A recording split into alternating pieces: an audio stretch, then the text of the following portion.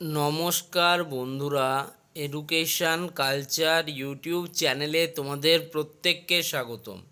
তোমরা যারা West Bengal state council of technical and vocational education and skill ডেভেলপমেন্টের fourth semester mechanical engineering শাখা স্টুডেন্টরা রয়েছো, তো তোমাদের জন্য নিয়ে এসেছি সাজেশান 2026-এর। অলরেডি তোমাদের ম্যানুফ্যাকচারিং প্রসেস 2 এবং থিওরি অফ মেশিন এই দুটো সাবজেক্টের সাজেশান অলরেডি চ্যানেলে আপলোডেড রয়েছে। তোমরা সেগুলো দেখো। এবং আজকে যেটা আমরা আলোচনা করব সেটা হচ্ছে থার্মাল ইঞ্জিনিয়ারিং 2, যার সাবজেক্ট কোড হচ্ছে 418/3N। ওকে, একটা ইম্পর্ট্যান্ট সাবজেক্ট। তো চলো দেখে নিই কী কী প্রশ্ন রয়েছে তোমাদের থার্মাল ইঞ্জিনিয়ারিং 2তে, খুব ইম্পর্টেন্ট এবারের পরীক্ষার জন্য। 1 নম্বর প্রশ্নের আমরা দেখতে পাচ্ছি দুটো পার্ট এতে কি বলছে, why is Carnot cycle not used in steam power plant. Steam power প্লান্টে আমরা কার্নট সাইকেল কেন ব্যবহার করি না? খুব ইম্পর্টেন্ট প্রশ্ন, ভালো প্রশ্ন।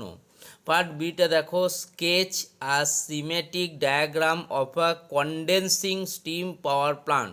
কন্ডেন্সিং স্টিম পাওয়ার প্লান্টের একটা স্কিমেটিক ডায়াগ্রাম অঙ্কন করতে বলেছে, স্কেচ আউট করতে বলেছে। তো প্রথমটার জন্য 5 মার্কস রয়েছে, পরেরটার জন্য 3 মার্কস রয়েছে। 5 + 3 8 মার্কস কিন্তু তোমাদের রয়েছে। ওকে, নেক্সট 2 নম্বর প্রশ্নতে চলে যাব। 2 নম্বর প্রশ্ন দেখতে পাচ্ছ, what is mean by reheat cycle. Reheat cycle বলতে তুমি কি বোঝো? When is reheating of steam is recommended in a steam power plant. একটা স্টিম পাওয়ার প্লান্টের ক্ষেত্রে কখন আমাদের পুনরায় গরম করা বা রিহিটিং প্রক্রিয়াকে ব্যবহার করা হয় বা রেকমেন্ড করা হয়, সেটার জন্য রয়েছে 4 মার্কস। রিহিট সাইকেল বলতে কী বোঝো তার জন্য 4 মার্কস, এবং রিহিটিং কেন করা হয় তার জন্য 4 মার্কস। 4 + 4 8 মার্কস। নেক্সট চলে যাব 3 নম্বর প্রশ্নতে। 3 নম্বর প্রশ্নের দুটো পার্ট এ কি বলছে, state the functions of condenser in a steam power plant. একটা স্টিম পাওয়ার প্লান্টে কন্ডেন্সার কেন ব্যবহার করা হয়, তার কি গুরুত্ব বা ফাংশনস রয়েছে। ওকে, ভালো প্রশ্ন, 4 মার্কস আছে। তার সাথেই পার্ট বি কি বলছে দেখো, what is the function of a cooling tower আর in modern steam power plant. Modern আমাদের যে স্টিম পাওয়ার প্লান্ট রয়েছে সেখানে কেন আমরা কুলিং টাওয়ার ব্যবহার করি।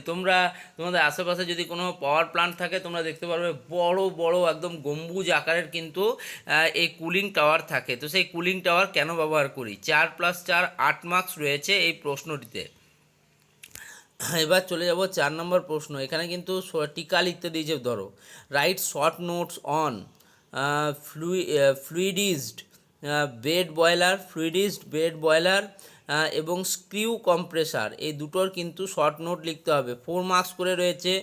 তাহলে লেখার সময় অবশ্যই কিন্তু ডেফিনেশান, অ্যাডভান্টেজ, লিমিটেশনস, এক্সাম্পল আর ক্যারেক্টারিস্টিক্স, এগুলো কিন্তু তোমাকে দিতে হবে, তবে গিয়ে 4 মার্কস পাবে। পুরো ব্রিফের মধ্যে যে সমস্ত প্রক্রিয়াটাকে বুঝিয়ে দিতে হবে, তবে গিয়ে তোমাদের কিন্তু 4 মার্কস দেওয়া হবে। 4 মার্কস কিন্তু কম নয়, তোমরা নিজেরাও জানো, ঠিক আছে। আর মাস্টাররা 4-এ 4 দিতেও চায় না, তাই ভালো করে উত্তরটা কিন্তু লিখতে হবে। নেক্সট চলে যাব 5 নম্বর প্রশ্নতে। 5 নম্বর প্রশ্নেরও দুটো পার্ট এ কি বলছে দেখো, what are the uses of compressed air. Compressed এয়ারের ব্যবহার কী কী রয়েছে। Write down the classification of কম্প্রেসারের যে ক্লাসিফিকেশান রয়েছে সেটা লিখতে বলা হচ্ছে। তার সাথেই পার্ট বিতে কি বলছে দেখো, ডিসকাস সাইক্রোমেট্রিক চার্ট যেটা রয়েছে সেটাকে ডিসকাস করতে বলা হচ্ছে। তুমি দেখতেই পাচ্ছ কম্প্রেসড এয়ারের ব্যবহারের জন্য 3 মার্কস, ক্লাসিফিকেশনের জন্য 2 মার্কস কম্প্রেসারের, এবং সাইক্রোমেট্রিক চার্টের জন্য 3 মার্কস, অর্থাৎ 3 + 2 + 3 8 মার্কস। তো আজকে আমি 5টা প্রশ্ন করালাম, এটাকে তোমরা পার্ট 1 ধরতে পারো।